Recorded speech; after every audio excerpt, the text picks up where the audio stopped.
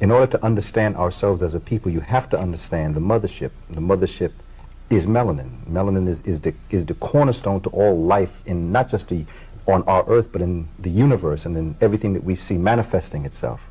And the first 2 times I came really was a piece that dealt with the physical.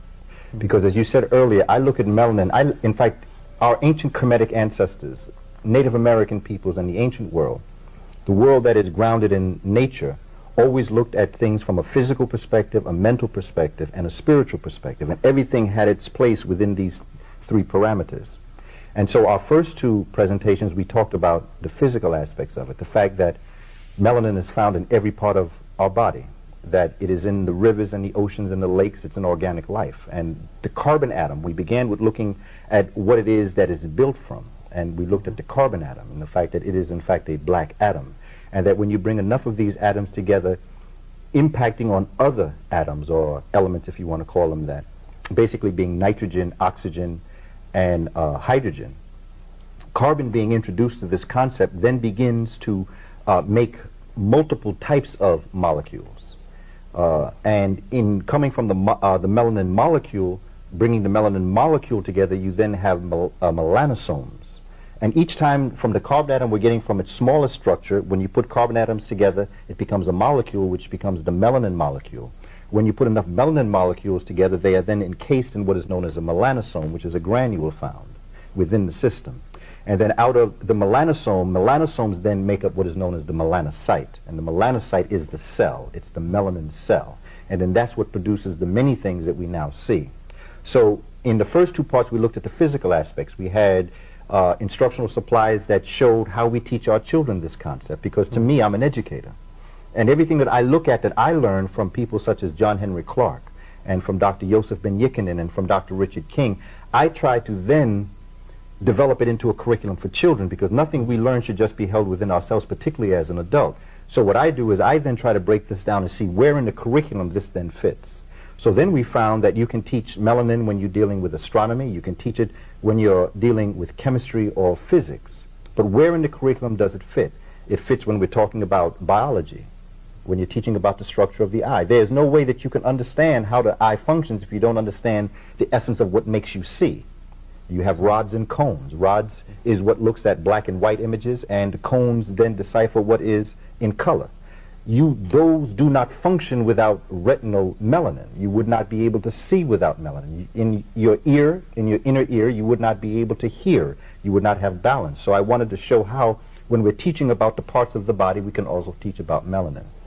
The third part, you asked an interesting question going into the third piece when you spoke about, well, I had mentioned something about it being a doorway to the collective unconscious, which then dealt with another aspect of what melanin does, which then goes into the mental piece.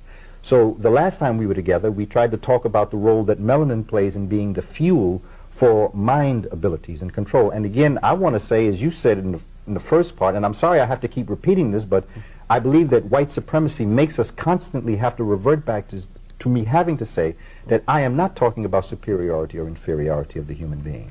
That the presence of melanin does not make one superior, but the presence of it, if aware of it, gives you the potential to be as great as you'd like to be.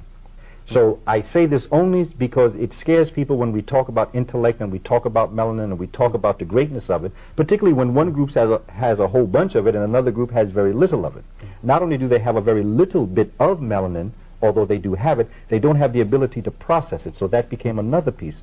Melanin, with the presence of melanin, understanding how you can energize yourself, understanding your body in relationship to melanin, there are actual things that you can do to heal yourself. And African folk do it every day and we don't even realize. And in fact, if you were to cut yourself and you have something, you see the brown form around your skin, that's actually melanin. That's a doctor, that's an internal doctor healing you. Because if you did not have the ability to heal yourself, you would die of a loss of blood. Sure. So I mean, all of these things are wonderful. You're implying also a role there that foods and diet plays in this. No question. Food is like what we take internally. There are many different ways that you can develop melanin or improve the process of developing melanin. And the food that you take plays a role, the music that you listen to, the friends and the peoples that you associate with, your stress level and how you deal with it, if you are a person of a spiritual background that can move your problems aside, all determines. Food, I mean, when you look at food, very important piece, vegetables, is a very important thing to eat. In particular, something that I enjoy eating is collard greens, and collard greens is very rich in tyrosine. Tyrosine is an amino acid. The enzyme is tyrosinase. Now, tyrosinase as an enzyme is like a catalyst battery that gets this process of melanin going. So that when you have this fundamental principle within you and you are feeding your body the proper fuels, you then will help this process of the development of melanin go on. So in just looking at it, understanding us as an African folk, what we should be doing is looking at eating things that are green, things that have chlorophyll, because chlorophyll in itself is a manifestation of what melanin would produce in terms of organic life. And eating vegetables, and in the rawest state possible, is the best.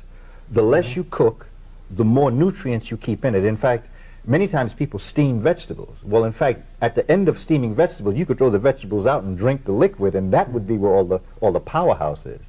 So melanin plays a very important role in all of our lives, and there are ways that you can develop it if you're conscious of yourself. We have lost our way, our brother Yeto. We are now under a situation that is telling us to eat the wrong things at the wrong time. There are even foods that you should eat at certain times, and you go by nature, you go by the sun. African folk, many years ago, and even to this day, that has not been contaminated by Western civilization, know what to eat, know when to eat it, know the seasons.